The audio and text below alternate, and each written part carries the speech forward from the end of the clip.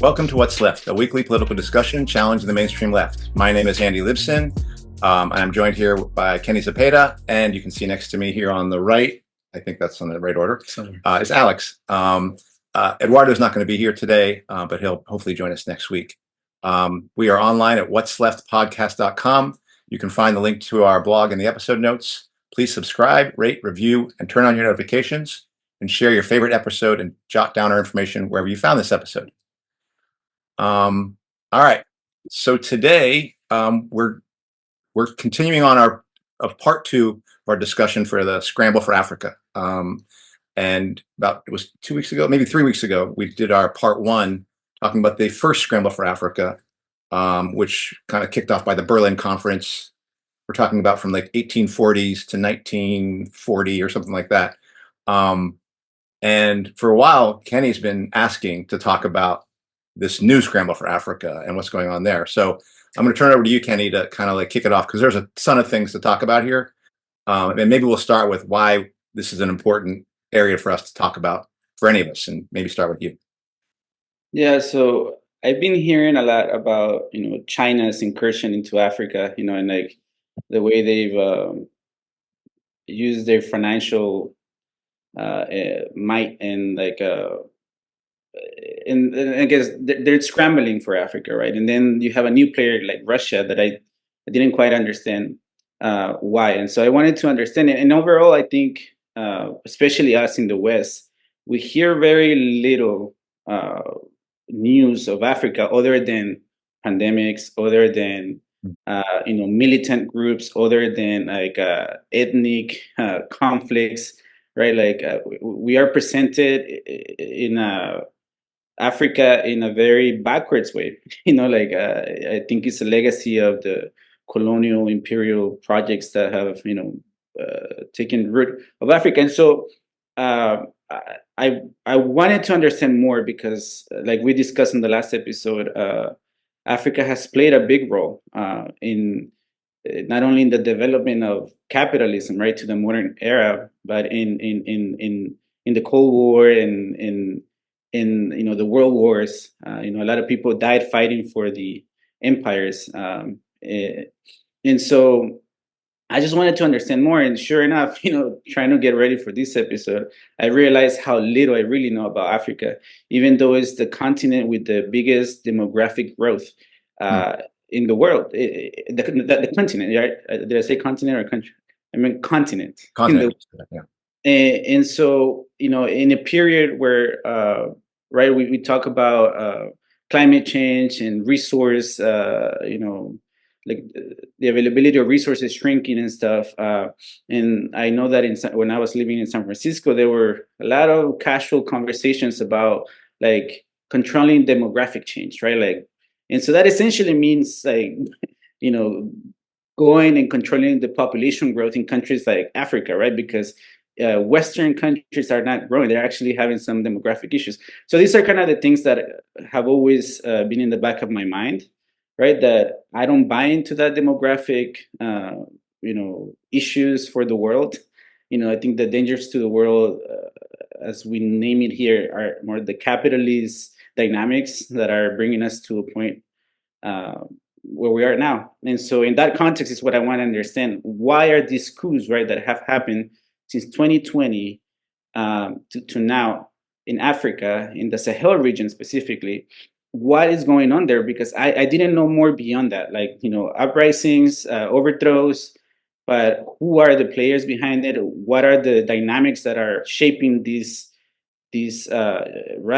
changes in who governs these countries? And so that's sort of just what I'm hoping to understand more and share with people to see what we've found out.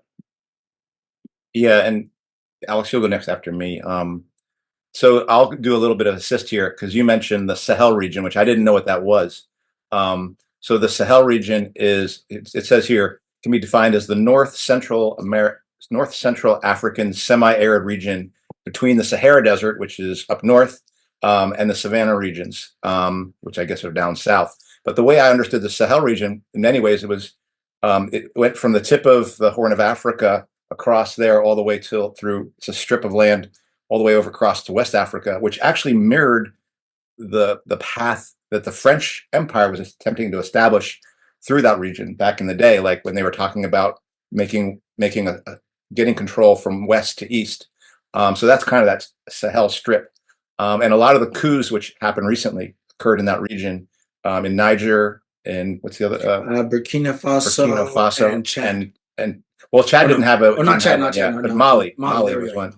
and There Mali we was go. one, and that's what got me started to really get interested in this, is because I've been following the war in Ukraine, and then to hear about these coups happen, and they're happening, and the Wagner forces are being talked about as being supportive of these things, and to hear that in Niger, there are chants of get France out, but also pro-Russian flags and people praising Putin. So I'm like, whoa! It looks like we've got another, like, it's just proxies everywhere, and and so in the context of me looking at World War III, that we're entering into that, to see these coups being taken place in ways that are not just independent, but to show these forces of Russia versus the West kind of coming into play there, I was like, oh my God, this is getting, again, more dangerous. It's becoming indicative of the same patterns. When we talked about the first Scramble for Africa, all of that was talked about prior to World War I, but much of that scramble was a precursor to the pressures that led to World War I. So that's what got me to look into it. And then, of course, as I go deeper into the resource extraction that's behind all this, it becomes more obvious that all the goals of the fourth industrial revolution, of the green revolution that people are talking about, will not be realized unless the extraction is taken out of Africa. And so the control of that region is going to become critical. And I didn't realize how much control China has already developed. I don't say that as like, oh my God, bad China. I just say the capitalists are apace within that region, and U.S. has been pushed out a lot, which we'll talk about more. And again, it's dangerous.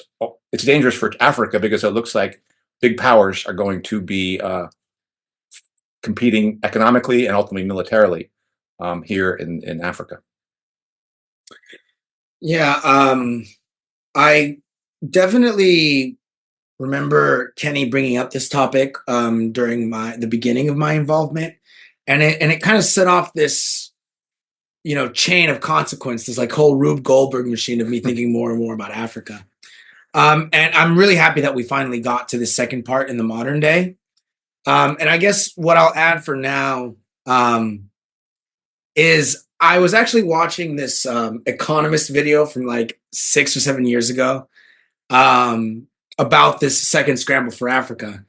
And I was like listening to it on the way over here on the bus, and I couldn't help but laugh. Like there were multiple moments where like the absurdity of it was immense, but I still listened to it because I wanted to see what they were saying about it, right? And they did bring up a very interesting point that I kind of want to flip and magnify here. The very British man was trying to say that this new Scramble for Africa can be a good thing for Africa, right? A good thing for Africans because they have more bargaining power, right? It's more about the exchange, right? The free exchange of resources, right? They're democratic governments now. Stability is finally coming to Africa, right? Somebody in the comments pointed out that in the year 2000, The Economist was still calling Africa a dark continent. And, and only like, 10, 12 years later, they're now saying it's this bright place, whatever, trying to switch the entire narrative on it. Because number one, the traditional West is behind in Africa. That is a big point that I want to put. But number two, in a way, this point holds some water. This new Scramble for Africa is not going to happen along the exact same lines as the original one. Because Western style states have been sprung up and they are existing more or less of their own accord. As much as there is manipulation, a reality that's created by multipolarity is that there's a lot of space in the in-between spaces and in the cracks and in everything where the various states of Africa can try to have some leeway. Does this mean that I approve of what's going on? Absolutely not. I think this is going a big part of the problem here is the problem of nationalism. I see nationalism as a curse that really, in a way, the Europeans introduced to Africa, right? Because the identity of what it was to be an African, first of all, like African as a label only exists because of Europeans, right? It was much more localized in Africa, and the borders that were drawn by the European powers were more or less arbitrary. They didn't pay attention to ethnic lines, not very much to geographic lines, etc. Right? We established last time that it was basically whatever they could get to claim. There was the whole process of exploration and negotiation. Well, these were created as nations, and so there's this whole new there's this whole new construct of I am Nigerian, I am Kenyan, I am this. Oh, we need to do the best for that. When 100 years ago, 200 years ago, that concept didn't even exist. So it's a new era in some ways, and it's very much also a repetition of what we've seen before. Because the part that I was laughing at in this video from The Economist of him saying it could be a good thing and everyone can win and it's mostly benign. He said this new form of foreign involvement in Africa is mostly benign and economic. No, like as we're seeing now, that video is a couple years old now. As we're seeing now, conflict is inevitable, right? It's a necessary part. To Kenny's point about hard versus soft power, the soft power kind of ran out. And the hard power really became more and more apparent. So as hopeless as the situation in Africa might seem, as with so many things, what I'm hoping it will do is reveal the lie of the system to people around the world and to Africans themselves, because I shudder for all the people who, they're living in this new area of exploitation. They're being told that they have governments that they belong to, but they're going to realize, as are the people of the rest of the world, that their governments are not beholden to them. And in there might lie the possibility for actual positive change in Africa and in the rest of the world. And I think Africa is a big part of the puzzle for the rest of the world. But it's going to be a very difficult process until that kind of a movement starts, because the current narrative of state competition and African national sort of aggrandizement through essentially being a middleman, is going to be very lethal.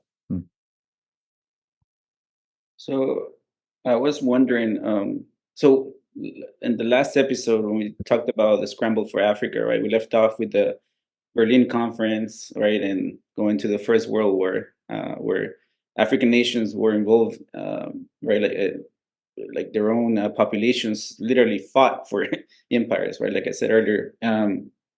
And so I'm wondering if it's worth discussing what happened from then until the period of the fight for independence, right? Because there was 60 years of colonial expansion, right? Of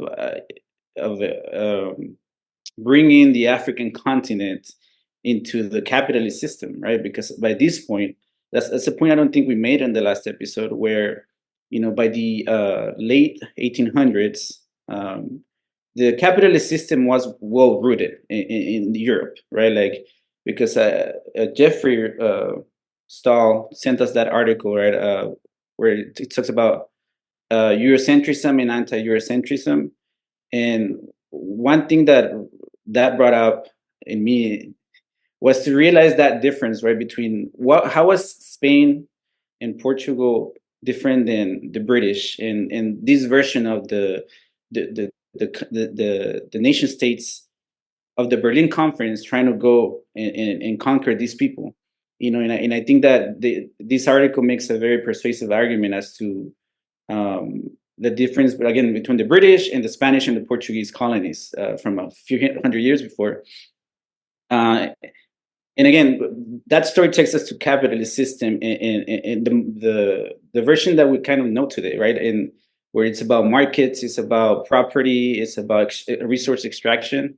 And so just wondering if, how do we discuss about this period? Well, for me, I think of, I looked mostly into this last 20 years. which doesn't really touch on that. But one thing that I did get to was the idea that post World War II, U.S. dominance and U.S. growth and control was largely, it had military backing, but it was largely economic. It was largely, and particularly in places like South America and in Africa, you were talking about the World Bank, the IMF, and economic investment being used under the pretext of helping these countries, but really creating a debt dependence on the West, and using that debt dependence like in terms of like almost like the loans used on poor families when they were given houses, the kind of loan dependence that you would have for poor families when they're trying to get into housing. It's almost like what they did that to Africa as a means of extracting those resources. And so that, to me, like, for me, still the story of Africa is a story about empire and imperialism, not for me as much nationalism, although like I do believe socialist revolution is ultimately the only way, and working class international socialist revolution in Africa would be the only way to break up for workers in Africa to see each other not as just Kenyans or Nigerians, but to see each other as Pan-African workers. But I still think the story of Africa is one of the penetration by imperial powers, and this is the way the West had done it, using IMF and World Bank. And it seems like one of the interesting things is China has emerged as an alternative creditor with the Belt and Road Initiative, and has been very successful in these last 20 to 30 years, pushing aside the United States and the West in an effort to control those resources by their debt manipulation, or by debt servicing. And now China has them under their heel. But seemingly everyone seems to think with a nicer version, because certainly there was massive infrastructure built with Chinese money. But at the same time, I know there's places, like I was reading about a number of countries which in the coming years are going to find themselves, it was right here, Uganda was one that basically ran into debt problems and had to give up its airport, or at least pretend, or that's the idea, was that it had to kind of sell off its airport to China. And China's loans are backed by the resources of those countries that they make those deals with. And I read something recently that said 9 African countries started this year in debt distress, with another 15 at high risk of distress, and 14 more categories as moderate risk, according to the World Bank. So most of those are actually, some of those are to Western creditors, but a lot of them are to China. So to me, that's the story of the last 50 to 60 years, which is investment being used as a tool on a trap to gain access to the resources, for the big powers to gain access to those resources. Well, I'd want to emphasize, I guess, as a little bit of a pushback, I would say historically, especially in the period right after the Second World War, because the European direct management of African colonies became unfeasible due to the post-war realities, whether it was the Cold War or just the overexpansion of resources. I mean, countries like France and Great Britain, or the UK, I guess, no longer had the resources that they had in 1930, in 1946, right, or 1950, or whatever. They were already declining. It was already very difficult to manage that big empire. I also want to highlight the anti-colonial struggles that happened in the first parts period that I didn't really cover. Things like the Mau Mau, the Zulu, right? There were efforts already against the Europeans, but with European colonization and the education that they offered, Africans really did start getting some sort of national or anti-European consciousness, and there was an escalating amount of independence movements. So I would say that nationalism, especially by France, was offered as sort of a middle ground, right? You get your nation, and we get to be economically involved because you need to build your nation, right? There was this whole story of, especially with France, there's this really great series that I saw on Netflix many years ago. In French, the title is Au Service de la France, but in English, it's called A Very Secret Service. and it takes place in the 1960s, like during de Gaulle, and it talks a lot about this decolonization and like how they're using decolonization and nationalism as a tool for continuing French empire. You know, so if anything, I'd say nationalism and empire go hand in hand. Right, you know, that, yeah. In this new formulation of empire, I would say in the 1800s, nationalism and empire didn't necessarily get along. Right, you had like the revolutions of 1848, things like that. But by the time we get to the 1940s, 1950s, empire and nation are really wed together. And I think we can see it in the way that the sort of rollout of African independence happened. You know, because from the end of World War II to about the 1970s, European powers at first hesitantly, but then eventually kind of desperately started either getting rid of their colonies or holding on to them. In the cases of like Portugal fought for many years in Angola. They didn't have necessarily the high level soft power maneuvering that France and the UK did, but they were playing a game against the Soviet Union as well, right? Countries like Burkina Faso had communist revolutions that were funded by the Soviet Union. Some people may know of Sankara, who was out there, taken down by a CIA coup. And you know, Cuba was involved in Angola as well. So during that time, there was sort of a prototypical version of what we see now, where your up and coming African independent state or nationalist could go, well, I could go with the West. I could go with specifically not the Europeans, but the Americans. I could go with the Russians, and eventually, oh, maybe even the Chinese sort of started creeping in there during the 80s and 90s. So I think this situation in reality has already started existing further back. I do think as much as exploitation is happening, there is also by these, in many cases, self-appointed leaders of African states, they are trying to play middlemen. They are trying to leverage the power of whatever nationhood they have. Because also another point is most of the civil wars that I think many of our viewers and listeners are going to find as familiar with Africa, over the years, they've really decreased. You know, the amount of internal conflict in Africa and crime and whatever statistics associated with, you know, wealth and prosperity have gone up. You know, Africa is changing as much as it is being exploited. I also want to say, like, Africa isn't just a place that gets exploited. That's what makes it so difficult. That's where all these, you know, Western and, you know, China, everyone has to play a specific game. They're not just rushing in there with their military forces. I think we do have to be careful about saying what kind of, like I said, a game is being played right here in Africa, because I think that these African states, while they are maybe not the major players, they are playing a very important role in the way that the major players interact with each other. I guess I would add that I do see this the idea of the nation playing out an important role, because having borders is an important part of the capitalist system. You know, in enforcing tariffs, controlling migration of workers, on and on. And it's also playing out right now in the coups that are happening, right? Like, in at the same time, there is a dynamic of ethnic groups that kind of present a difficulty to maintaining those borders, right? And which are the kind of like the boogeymen that are portrayed to the world, right? Like the Boko Harams, the Al Qaeda's, right? Like they're shown to us as the savage face of these efforts to do something different in the continent. So I do think that the borders, the nations that were imposed on people play an important dynamic in understanding Africa today.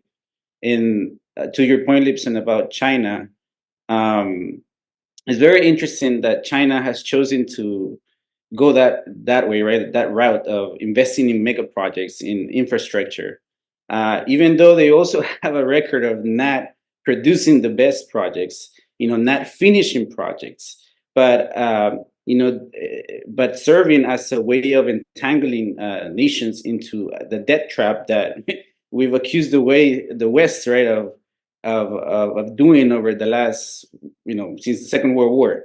And I have personal knowledge of this in the sense of the time that I lived in Nicaragua, because China itself was trying to create an alternative to the Panama Canal that would run through Nicaragua. And you know, that was a project that never took root. But it would concede a control of a certain portion of the country to China for 100 years. That was part of the negotiation of the ruling party, who calls themselves socialists. They were negotiating in private with the Chinese. It was not a democratic process at all. It hasn't happened yet. But it's, again, one of the ways China has tried to influence and play this game, the capitalist game in the global South. And so Africa is where is their masterpiece, right? Where they have the most investment, I would say, because they have hints all over the continent. Because I think we might end up talking about Russia, a lot, but China's sitting pretty because they're doing the soft thing, right? They're not sending their troops like the Russians are. But China is also doing this in the context of the post-colonial period, right? Where like the colonies, when they had more direct rule in these areas, were interested in investing in infrastructure and in projects. And a lot of countries were abandoned. Post the liberation struggles that happened after the Second World War. So China sees an opportunity here, right, to tell these countries, hey, we can help you, join the capitalist modernity, if you will. As long as you come with us, you get behind our project the way we want to do things. And this is important to discuss, because I feel that the dominant view on this by a lot of people who call themselves leftists is that this is a good thing, that China does not have the same intentions that the imperial West has, right? That they because they're not doing it with hard power, that the outcome will be something more positive, right? And so I guess I want to contribute that. Yeah. And my opinion is, I do believe Russia and China are working together to cut out their piece of Africa, and recognize that all the minerals that are going to be necessary for their military, for their economy, for the technology they're going to use. Some of the numbers I read in terms of China's growing development or investment in Africa was like in year 2000, it was like 14 billion per year. And then by 2014, it was like 50 or 60 billion a year in terms of investment. Some of the things they had said, that the Asian superpower contributed to constructing an estimated 13,000 kilometers of railways, 100,000 kilometers of highways, 1,000 bridges, 100 ports, 80 large-scale power facilities, 130 medical facilities, 45 sports venues, 170 schools, and a bunch of jobs. So those are the numbers, and that's why people consider it like, oh, hey, look what they're giving up, or giving over. But China has also recently put a military base in Djibouti. And Djibouti has a U.S. military base, a United Arab Emirates military base, a Russian military base. Everyone is in Djibouti, which Djibouti is like right there in the Horn.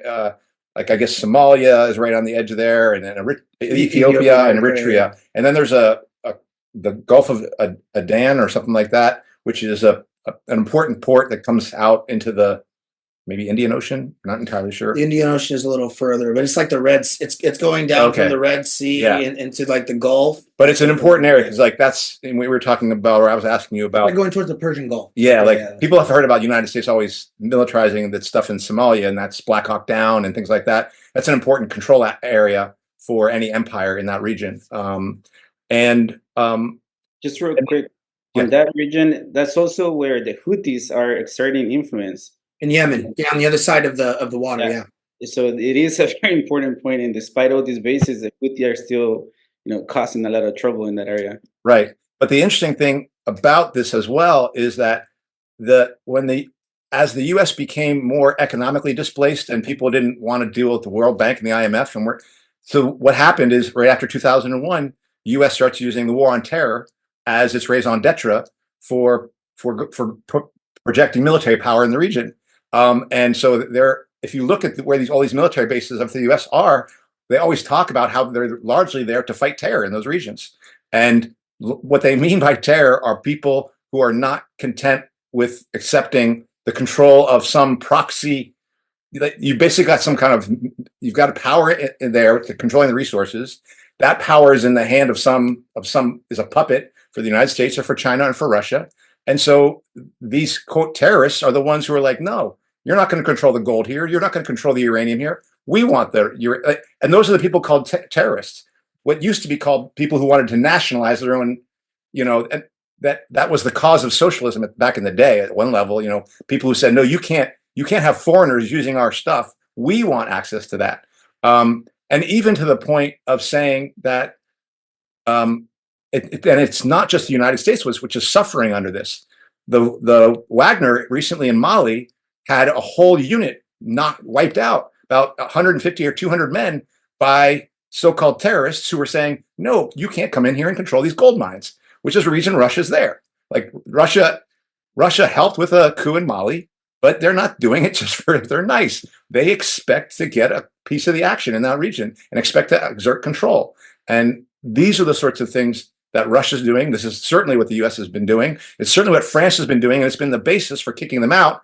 The unfortunate part, in like places like Niger, where the French were kicked out, and now the US are being kicked out of Niger, and they have one of the largest military bases in Africa there, and a military base which is allowing for them drones to be put everywhere. And also the military base is partly saying, we're not going to let immigrants pass across through here up into Europe, right? So the US was trying to say, we're going to hold the line for immigration here as well, in terms of sealing the borders.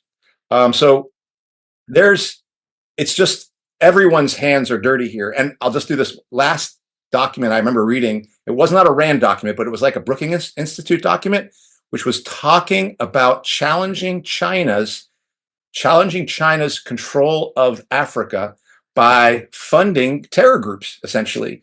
And that's what the US is doing. And that's also what China's doing. So when the US saying they're fighting terror groups, they're generally fighting the proxies of Russia or China in those regions. So it's just a mess, and it's made a mess. It's like people there want to control the resources, but you have these giant hands reaching in from all across the globe, making it impossible for liberation to be part, because everyone's looking to find a side. Like, will Wagner support us here?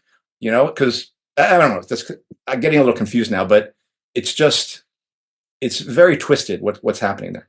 Yeah, that was actually a point that I was going to lead into, is this idea of like these radical groups, these super like worshiping death, like these people are like skinning people alive, which these people really exist, right? I'm not doubting the video footage, but in almost every case, groups like this only exist because more legitimate groups that are fighting for maybe a more logical version of what you're talking about, nationalization of resources, cutting out foreign, capitalist interests, they get totally destroyed, infiltrated, right? Whether it's the CIA or the KGB or whatever, the Chinese, intelligence or the French intelligence, they go in there, and part of the intelligence playbook is encouraging radical splinter groups, right? Encouraging people who are actually going to make the movement overstep. And this is, I think, something some people might have a hard time, thinking, well, if you're part of a government, why would you want a group to get more radical,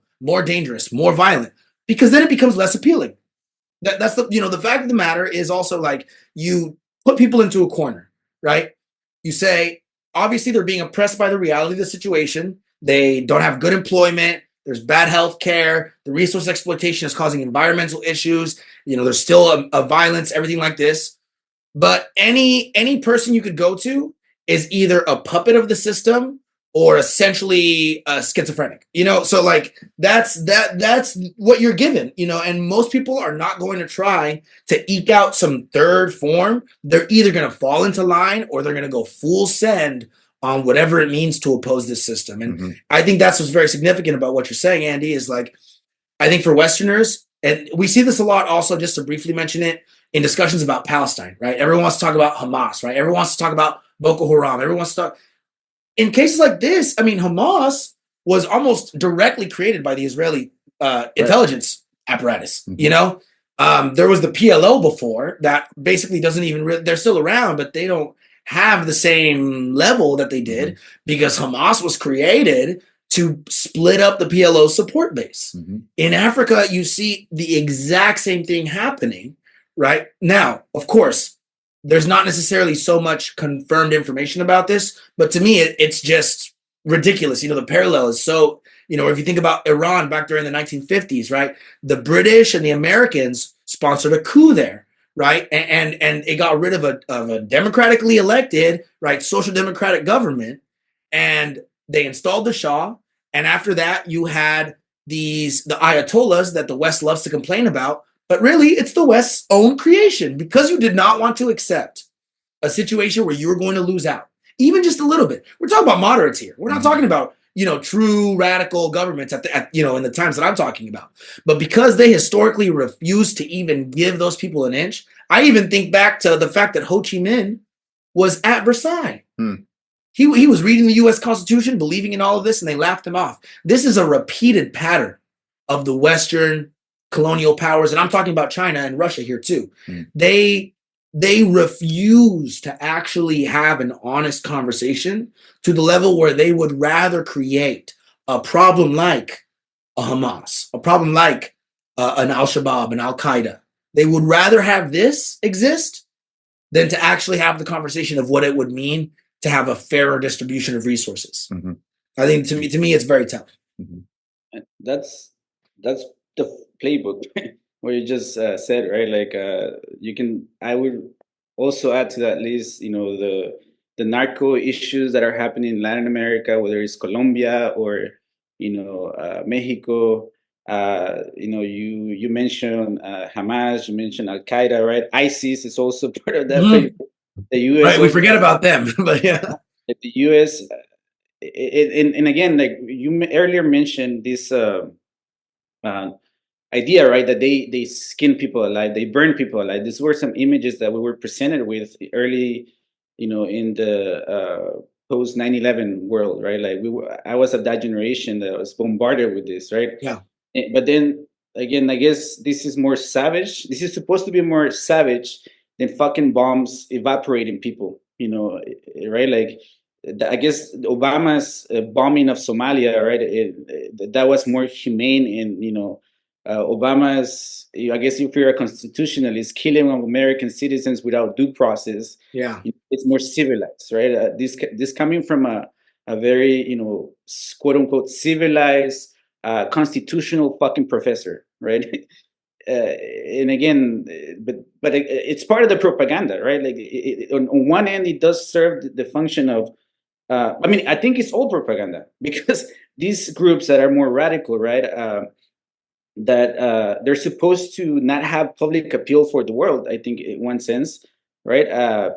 And so they are easily dismissed as savages who want disorder, who don't want control, who don't want the betterment of their own people, right? Boko Haram, which literally means no Western education, right? Like like that. Yeah, it's haram. Yeah. And you know, and again, it's hard to know what's true really at the end of the day because we are bombarded with propaganda. But one thing is true, what Lipson said, is that a lot of these groups want sovereignty. They may not represent the whole population, but they are fighting for sovereignty against foreign powers. You know, and I think that's commonality. You know, in a lot of, you know, evil people that we're presented with, right? Like especially in the global South. So it is first and foremost propaganda to, I think, be able to have a presence in these countries. You know, there is a reason the fucking drug war is never going to end in fucking Mexico. You know, even though there is evidence that the U.S. has deep hands in propping up some cartels versus others. Yeah, and the other thing that comes to mind here is the myth of the multipolar kind of stability that people will believe that is going to come out of a U.S. defeat in Ukraine or a U.S. defeat in the Middle East or a U.S. defeat in Taiwan. In Africa, I feel like that myth is, you can see how exploded it is, that you're basically inviting, you basically just have very violent players, very powerful violent players coming in and need to set their hands on these things, and they're doing it before what I think most people are seeing as another global economic crisis on the horizon. And one thing we haven't talked about when people, because I read the same people who said, "Oh, but this one is nicer. It's not going to be like the King Leopold from Belgium, or it's not going to be like those Germans did." They always talk about the Germans. They don't necessarily talk about the French. But I don't think it's as bad as it doesn't look as ugly and as horrible as that at this point. But when you do look at the conditions in the mines and the working conditions there, and the child labor and the slave-like labor that's going on there, and I believe that that's prior to what is going to be an even more vicious competition that's going to come for resources as a result of this next downturn, and as the result of like the needs of AI and the needs of technology. Like, I just think there is no peace to be found by these contenders looking at it, squaring off in any region of the globe. And in Africa, you can really see the beginnings of all that violence of multipolarity on display. It's not the violence of multipolarity, though. It is the violence of capitalism that's on display. And I think people should not think that this ends without more violence. I don't know if this is the place to kind of bring this up, because maybe we can pause and edit. But I keep hearing this word globalist, right? Like being thrown around, and I don't have my finger on why it fucking bothers me so much, because I think on one level, right, like it just poses all the dynamics that are happening in the world as as this concerted effort, right, by this cluster of people who want to dominate the entire world, which I think it's partly true, right? Like that there's people who want domination. That's the game of the capitalist game, right? But there's this notion in that term that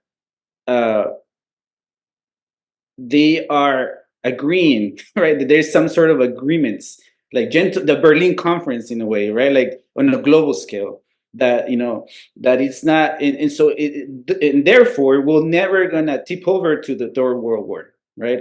And I completely disagree with that notion, right? Like what we're saying here is that what we're witnessing in this region is like what you just said, Lipson. That competition, that brutality that needs to happen, that throwing people in the meat grinder, right? Like the Ukraine style type of shit. The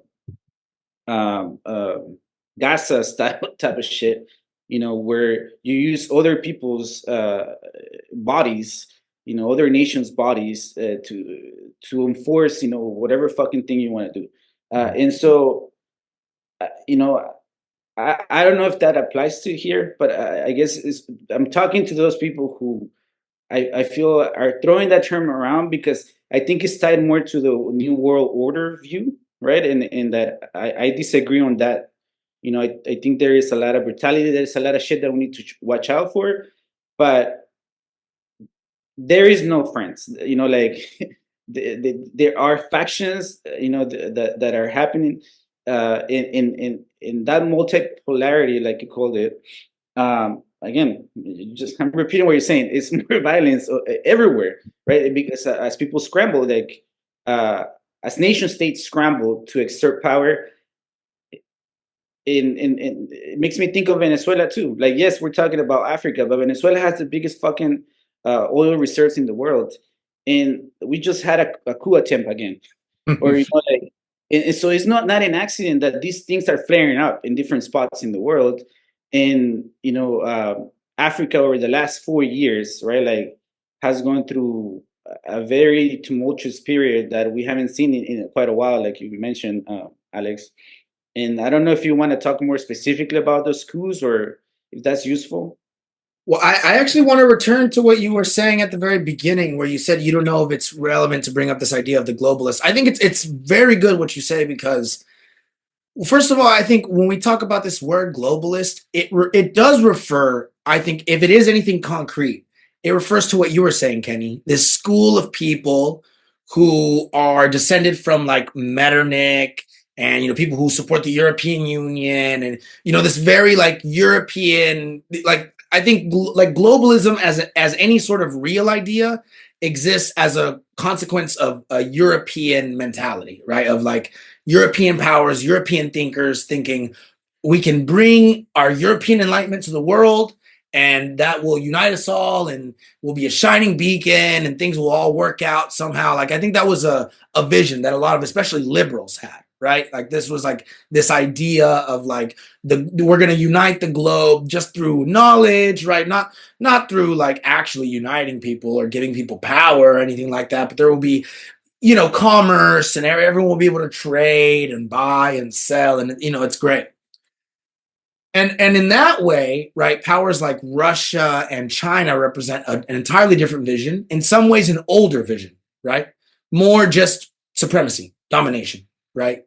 Because first of all, I mean, China especially, if you want to talk about the empire, China is number one in terms of developing ideas for empire or having a sentiment, a character for, China has had the heavenly mandate.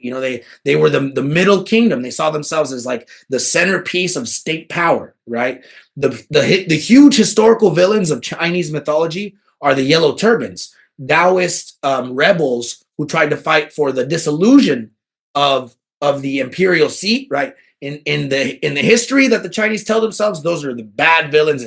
The romance of the three kingdoms, how great these heroes. Sure, they fought each other and they decimated the country afterwards, but it was so good they got rid of those yellow turbans, right? It was so good that they were able to maintain stability, right?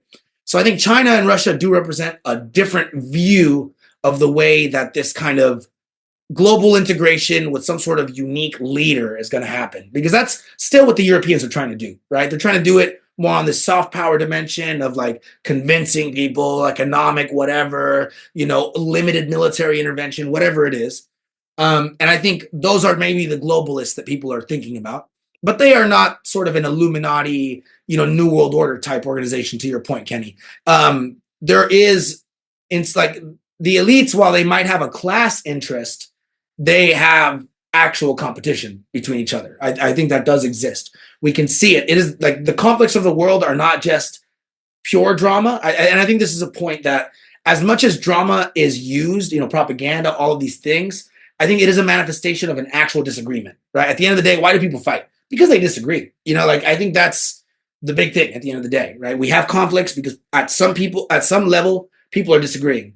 Another final point that I wanted to make that I was thinking about as you were talking, Kenny, is, in a way, this one world government that people think about that's based on how you're saying friendship, right? Actual cooperation.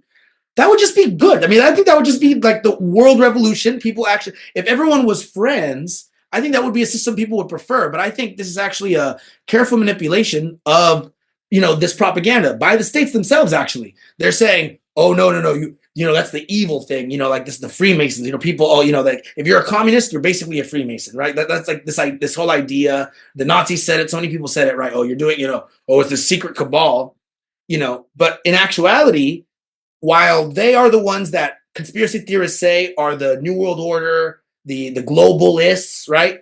I think a real, like if you want to talk about what I would say is an internationalist, right? A real humanitarian would say eventually humanity should learn to cooperate, to be friends, to not have national borders, to not have all of these things. And I think it's an intentional sabotage of that very idea to say, oh, no, that's actually what the villains do, while the actual villains are the ones that are using division as their currency. We are this and not that. I think that is their true method. And, the liberal internationalists, the so-called globalists, tried to do some sort of fusion, but they obviously failed. And I think, the difference between these two actual visions is emerging.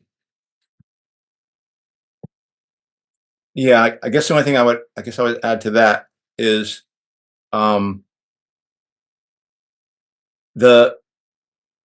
we've said many times, and I guess I'm going to quote Jeff as well, because Jeff often criticizes us here for emphasizing the competitive element of capitalism. and he's right in saying that capitalism has two tensions within it: a competitive tension, but also a tension towards collectivism or the formation of monopoly. Those are both ways. Like the competition is a part of the way out of resolving the crisis of the falling rate of profit, but so is monopoly and the formation of cartels. And both of those pressures and both of those tensions exist within capitalism. And so I think there's a way that people think a kind of hidden global cartel is at play here that is trying to fool us into saying that China is competing with the United States, Right. going to frighten you out in the context of the idea of World War III into accepting an imposition of some kind of order, digital currency, mass surveillance, and that. Oh, we won't have World War III, but here's what you're going to have instead. And so that is sort of, I mean, I think the most serious New World Order people It's a possibility. Yeah. are basically saying that there's a head fake here being used, and that really they kind of see the dominant trend towards centralization, whereas I think you, me, and probably you as well, Alex, still identify the dominant trend of capitalism as one that is going to lead towards violent competition, even as power does find itself accumulating towards the United States, towards China, towards Russia. I do think Europe seems to be getting more and more kind of dissipated. But yes, that power centralizes there, and that capital will become centralized there. But inevitably, there's going to be a flare up. There's going to be a forced resolution of this town is not big enough for both of us kind of moment. And it's also still based on the competition between the exploited and the exploiters, right? It's like it never does there exist an absolute situation of cooperation. I think that because it's a good point. While you were talking about, I'm like, yeah, the cartels, the monopolies, they do exist. That's a good kind of counterpoint. Right. But at the end of the day, it's not a true ethos of people working together. I think that was what I was trying to highlight. And those are the capitalists working together to basically centralize their exploitation of the working class that they all are doing, and to actually make their ability to exploit them greater. So for the working class, this centralization process is awful. But then the competition process, it's capitalism. It's going to get worse and worse and worse. So I guess I'll say that there was one other point, but I can't remember. Yeah, I guess for me, I do see cartels, but they're not one cartel, and they are competing each other, right? We're talking about China and Russia, we're talking about the West and like Europe reluctantly. Not everyone is on board with that project, right? Like equally, but and again, the more I hear about these globalists, like it bothers me because a lot of the people who are citing this as the issue refuse to talk about capitalism. Yeah. Capitalist dynamics, like as if we can have some better capitalism. Is that notion, right? Like if you just had better leaders, if you just had better leadership in the same fucking institutions that in system that is driving us to this point, right? And that's what it bothers me because because in the same way, I think left is missing the point on fucking like Russia and China, right? Like some of them are eagerly talk about, a lot of people that I listen to every day, and they like talk about the mighty Russians, like they are standing up to the West, and it's like I don't have a dog in that fight. Like, I guess to some degree, as much as they weaken our state, right? But like, but even then, it's like I'm not rooting for Russia. I'm not rooting for China. Yeah. I'm just talking about the processes happening in front of us because of a systemic dynamic, in that is capitalism. And that you cannot. And it's again ultimately comes for me is that hard line of reform or revolution. And like the people who are talking about the global order, they're talking about reform of the same shit. And that is my disagreement, right? Like, and maybe one other thing I'll talk about is what would an actual independence struggle look like? The Ukrainians are justified in opposing Russia coming in and taking their territory. But that is the reason I don't look at it as independence movement is because the entire project that the Ukrainians have sold their fight for independence to is literally been sold to the United States and to the West. So it's no longer independence. And so now you have just made yourself a proxy for big powers. And I can't support that because I want my government to stop doing that. And I want to take down my government so it's no longer able to do that. So you are supporting my government in pushing its global violence abroad. And that similarly goes to Niger. Niger, people are like, oh, look at that coup that got rid of the French. And now Niger has kicked out the United States and oh, good. I say, I mean, yes, that destabilized the United States. At one level, for me as a US person, I want my government to be messed with as many times as possible, only so with the hope of us being able to take down our government here and replace it with workers, a world of truly liberated workers here that at home, and then hopefully everywhere else. But I look at that struggle in Niger, and basically it looks completely captured by Russia and by people who are fighting on the other side of or who've sold out their fight for independence to another set of cronies or another set of capitalists, and I don't support that either. So it's like at some point, I don't know what an actual independence struggle is going to look like, but I do think it's going to not find itself allying itself and depending for its future on one of the big powers. I just don't see that anywhere happening right now. Yeah, I mean, the thought that I've been having, and this is kind of going along with, the topic of the episode that we did like last week it was, right? Was it the one? The one on the organizing and Yeah, whatever. Yeah. yeah. So like, this is where I'm seeing like, as of, I think in this historical period, the argument for national liberation as a legitimate form of revolutionary action is done. I do think that the material conditions are such that there needs to be a more or less parallel effort between the peoples of all countries to usurp and dismantle their governments, economic institutions, militaries, etc. Because if we want to talk about, I mean, I mean, again, the only way I can conceive of it is as a world independence movement, right? The people of the world going, we refuse to kill each other, right? You want us to kill each other. You want us to do us versus them. You want us to misuse our resources and end up feeding you more than we feed ourselves. No more. Unless this is achieved, I only see death, famine, deprivation. And I think that's what people need to come to realize. That will be our fulcrum, right, as we move forward. And this is what I'm trying to develop, right, is this idea that we need to stop the global war. We need to stop the global ecological crisis. I think it's something that's handleable. I think some people have a pessimism when it comes to it. And also, a little aside, online comment sections are the worst. Somebody, I like our online comment section. I'm just saying. No, I mean, this is a general rule. No, I mean, come on now. Somebody was like, saying, I'm not a jaded armchair revolutionary. I know that, we can, if I sign up to be a union rep, it'll be all good, and I thought about commenting back, but I was like, you know what, I'm just going to let this person, until I have a more developed platform, I'm not even going to interact with that, because the fact of the matter is, it's like, what, you're jaded for thinking that revolution requires uninvolvement. Revolution requires involvement. Revolution requires love. It requires passion. It requires careful attention, right? It requires things like friendship and trust. When we talk about revolutions that we want to criticize, like the Russian Revolution, Chinese Revolution, whatever, German Revolution, what are you really criticizing? You're either, in the case of the Russian Revolution, you're criticizing the hypocrisy, the fact that they didn't follow through with their ideals. Okay, so that must mean their ideals were good. Okay, so then if someone were to follow through with their ideals, that would be good, right? In the case of the German Revolution, and this is where, it is ridiculous. People want to believe in this idea of reform.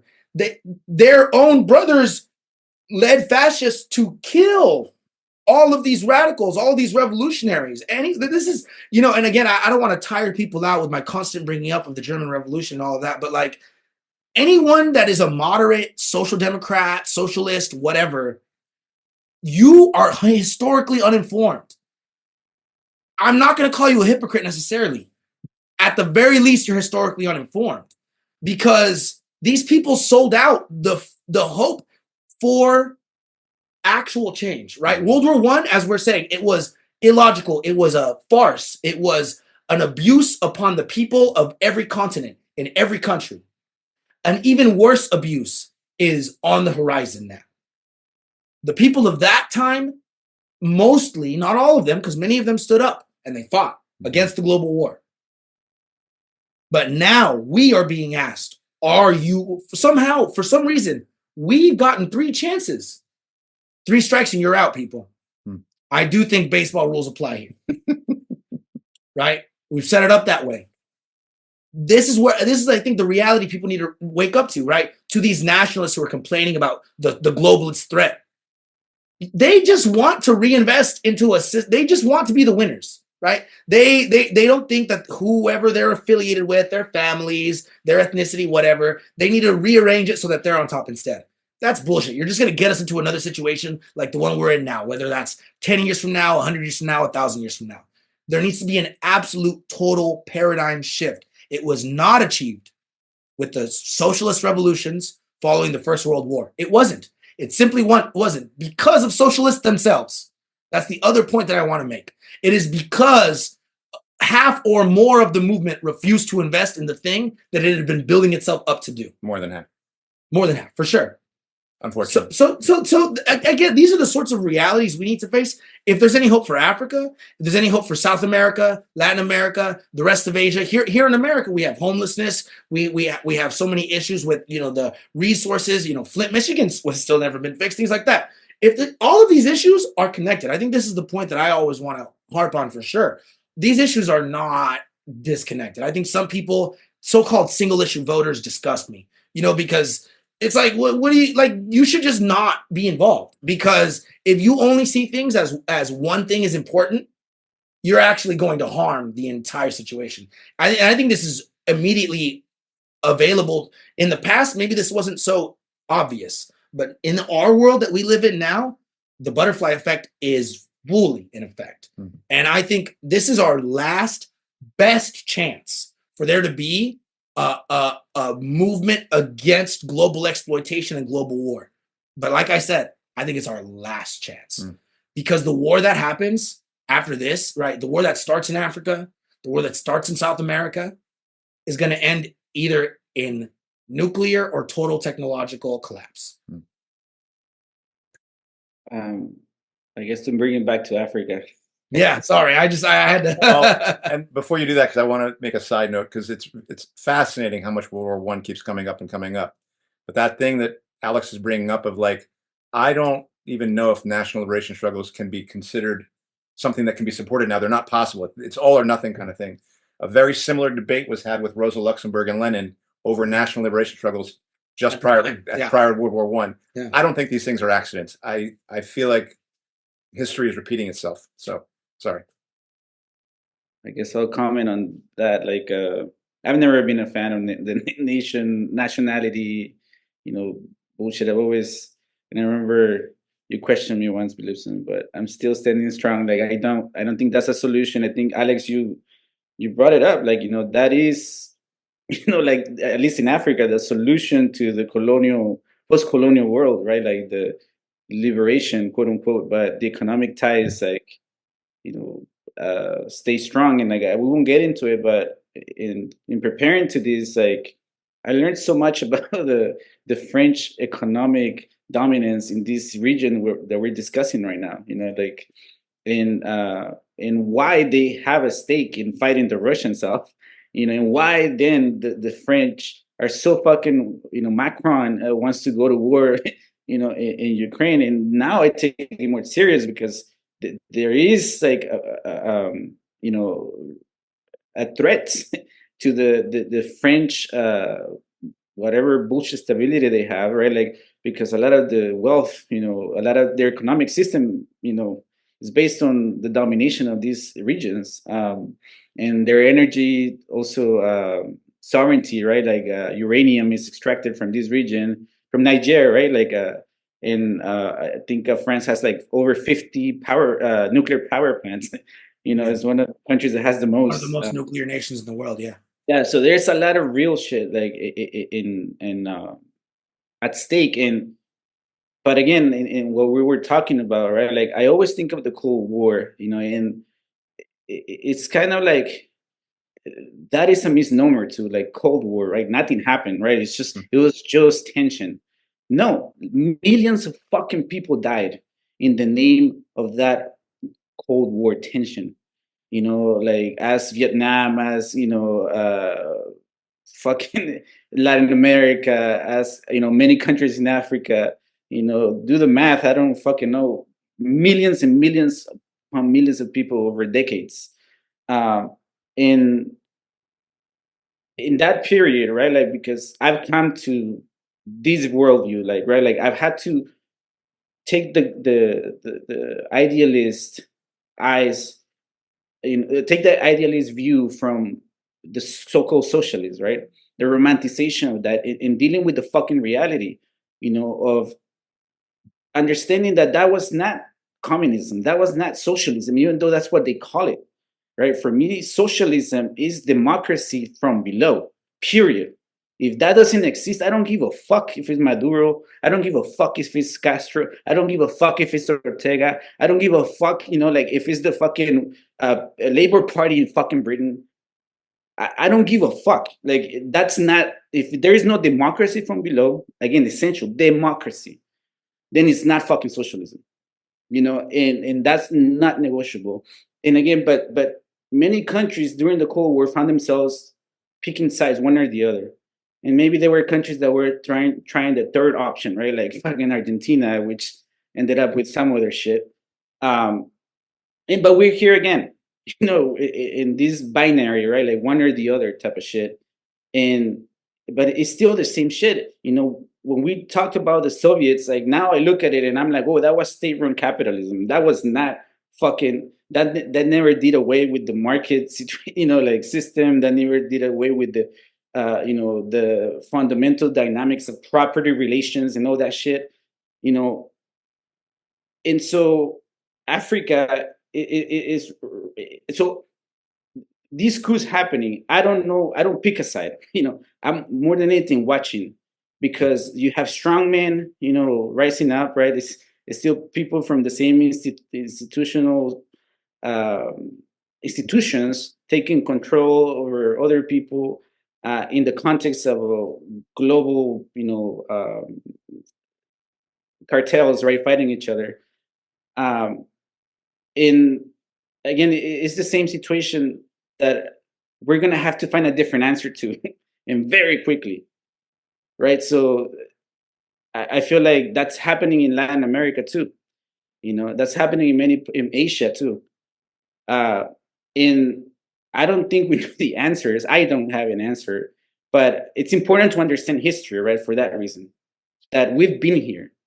This is what we bring up. Shit, this is where the First World War comes up. This is where those debates come up. This is where we're sort of pessimistic, right? Because shit, the ducks were more lined up back then, and and they fucked it up. Yeah. But we have to understand history and inform ourselves and have discussions where we are challenged beyond romanticizing the fucking left. And same with the fucking people talking about this, better capitalism, more humane capitalism, or like more reformed capitalism. People who think that just by fucking engaging in commerce that makes you a capitalist, or like the point is that we have to understand much more than we do, and we are so uninformed. That's the bottom line when leading up to this. There was so much that I didn't know about Africa and its importance, and contextualizing into to the world events. And it just makes me want to learn more because to find my own answers, in what we do, and hopefully they solve it because we can solve it for them, right? That's the other thing. Like we can only do what we can do where we live, where we, and so I'll be watching, but I'm very pessimistic as to what's about to happen there. Well, I think that's it, Kenny. We got there. Scramble for Africa Part 2. I wasn't sure we'd make it. But I think we're going to be coming back around to this again as well. I just have a feeling. All right. Well, thanks, Kenny. Thanks, Alex. Thanks for coming here. I'm looking forward to driving you home. And that does it for this week's episode. What's Left is a weekly political podcast channel challenging the mainstream left. We post information about our topics and our guests on the episode notes wherever you found this episode or on our blog at what'sleftpodcast.com. You can find past episodes of this podcast channel there and connect with us. If you like anything you have heard here, please subscribe, rate, review, and turn on your notifications to any of our 8 platforms: Spotify, iTunes, BitChute, Odyssey, Rumble, YouTube, or Telegram. If you'd like to give us feedback about something you've heard or suggest something for us to cover, contact us through our blog. So for Andy and for Alex and for Kenny, and hopefully Eduardo returning next week, that's it for What's Left this week. And hopefully you join us again next week. All right. Bye-bye.